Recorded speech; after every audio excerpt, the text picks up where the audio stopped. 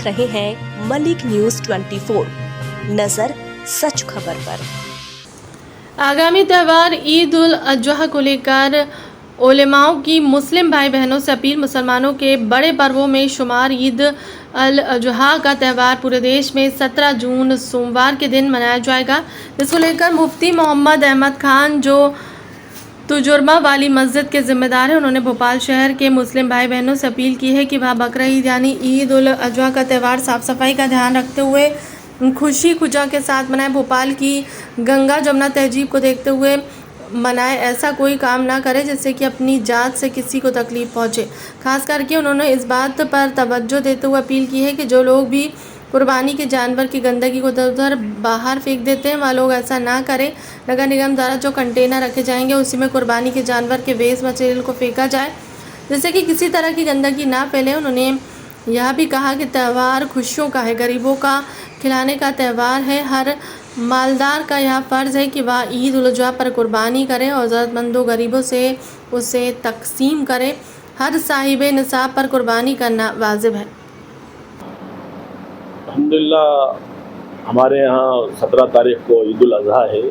17, 18, 19 3 दिन कुर्बानी की जाती है और ये हमारे इब्राहीम अलैहिस्सलाम की सुन्नत है और ये हर मुसलमान पर वाजिब है और ये कुर्बानी की जाती है बड़े अमन और सुकून के साथ की जाती है। तो मेरी तमाम मुसलमानों से यही दरख्वास्त है कि इस कुर्बानी के अंदर हम सब मिलके प्यार मोहब्बत से और सुकून और इत्मीनान से इसको बनाएं। हमारे इस मुल्क के गंगा जमुना तहज़ीब का जो माहौल है उसको बाकी रखें और हमारे जो हिंदू भाई हैं हम उनको भी शरीक करें उस खुशी के त्यौहार के अंदर। हम सब मिल के इस त्यौहार को बनाएं और अच्छे से प्यार से, जैसे हमारी पुरानी रिवायात रही है हिंदुस्तान की कि सारे त्यौहार मुसलमान और हिंदू, सिख और ईसाई मिल के मनाते हैं, इसी तरह हम इसको बनाएं।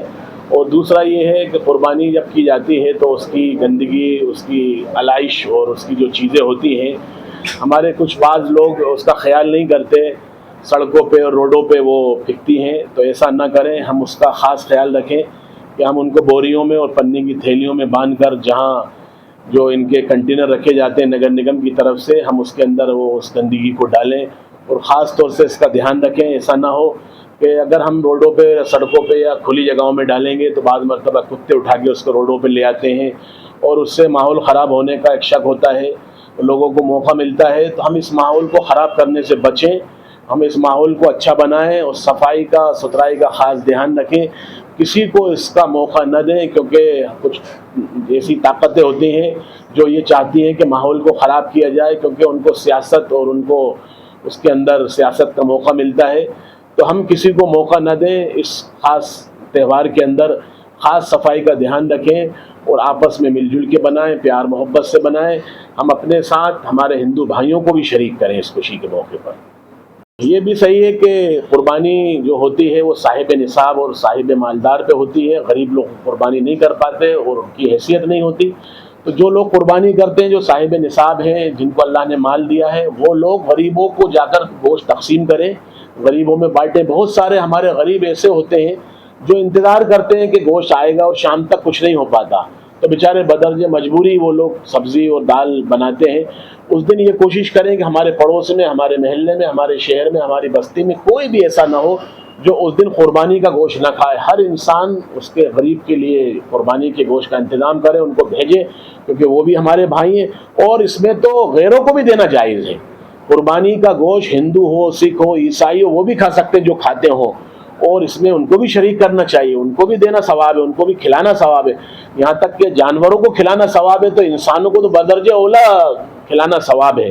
तो इस्लाम ने इसकी इजाज़त दी है कि हम अपने भाइयों को, अपने गरीबों का ख्याल रखें, उनको खिलाएं, उनके लिए मदद करें, उनका उसमें हिस्सा लगाएं। ऐसा ना हो कि पूरी कुर्बानी करके अपन रख लें उसको और गरीब उससे महरूम हो जाए और वो तरसता रहे, पड़ोस में खुशबू आ रही है और बराबर में कुछ भी ना हो। ऐसा नहीं होना चाहिए, उसको तकलीफ होती है, इसका खास ख्याल रखें। साहिब निसाब कौन लोग कहलाते हैं? देखिए, इस्लाम के अंदर साहिब निसाब वो लोग होते हैं जिनके पास 52 तोला चांदी हो, या तकरीबन इस ज़माने के एतबार से नकदी 40-45 हज़ार रुपये उसकी कीमत बनती है।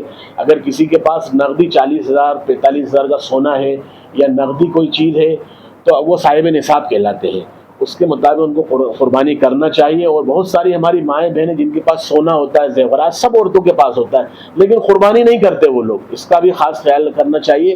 جن کے پاس سونا ہے یا نقدی کوئی سامان ہے تو ہم اس سے ان کو قربانی کرنا چاہیے.